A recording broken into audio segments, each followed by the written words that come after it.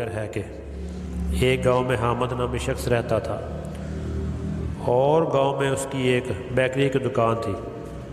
گاؤں کے اکثر لوگ اس کی بیکری سے سامان خریدتے کیونکہ اس کی بیکری کا سامان بالکل تازہ تیار ہوتا تھا۔ حامد ایک لالچی اور کنجوس شخص تھا۔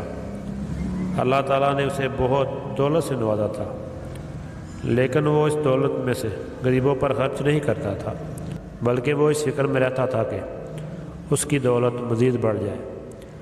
اسی گاؤں میں ایک ہارون نامی شخص بھی رہتا تھا جو بہت غریب تھا۔ ایک دن ہارون حامد کی بیکری کے آگے سے گزر رہا تھا۔ اسے بہت بھوک لگی ہوئی تھی اور اس کی جیب میں 1 روپیہ بھی نہیں تھا۔ حامد کی بیکری سے تازہ ڈبل روٹیوں کی خوشبو آ رہی تھی۔ ہارون بیکری کے باہر کھڑا ہو کر ڈبل روٹیوں کی خوشبو سونگنے لگا۔ حامد بیکری میں بیٹھا یہ سب کچھ دیکھ رہا تھا۔ وہ اپنی جگہ سے اٹھا اور ہارون کو پکڑ لیا اور کہنے لگا کہ تم نے میری ڈبل روٹیوں کی خوشبو سونگھی ہے، لہٰذا اس کے پیسے ادا کرو۔ ہارون بہت پریشان ہوا کیونکہ اس کے پاس پیسے نہیں تھے۔ اس نے حامد سے کہا کہ میں نے تم سے کوئی چیز نہیں خریدی، اس لیے تمہیں کس بات کے پیسے دوں، اور خوشبو سونگھنے کے پیسے نہیں ہوتے۔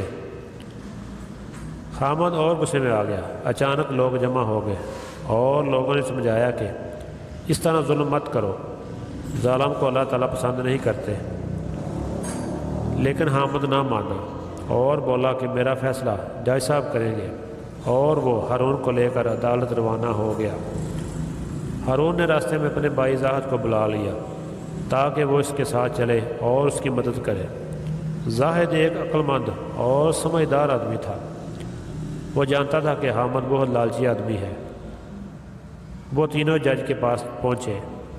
حامد نے جج صاحب سے کہا، اس شخص یعنی ہارون نے میری بیکری سے خوشبو سونگھی ہے اور یہ اس کے پیسے نہیں دے رہا، مجھے میرا حق دلوائیے۔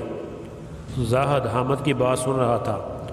وہ آگے بڑھا اور جج صاحب سے کہا، اگر اجازت ہو تو میں اس کی اجرت ادا کروں۔ جج صاحب نے اجازت دے دی۔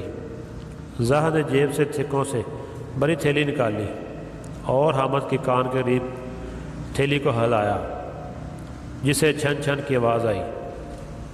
زاہد نے حامد سے کہا، کیا تمہیں سکوں کی آواز سنائی دی؟ حامد نے کہا، ہاں۔ زاہد نے کہا، یہی آواز کا سننا اجرت ہے، اس سونگنے کی جو ہارون نے سونگا۔ جج صاحب زاہد کی عقل مندی پر بہت خوش ہوئے اور ہارون کو آزاد کر دیا اور پورے شہر میں اعلان کر دیا کہ حامد ایک لالچی آدمی ہے۔ اس کے بعد لوگ حامد کے لالچ اور غریبوں پر ظلم کی وجہ سے اسے نفرت کرنے لگے۔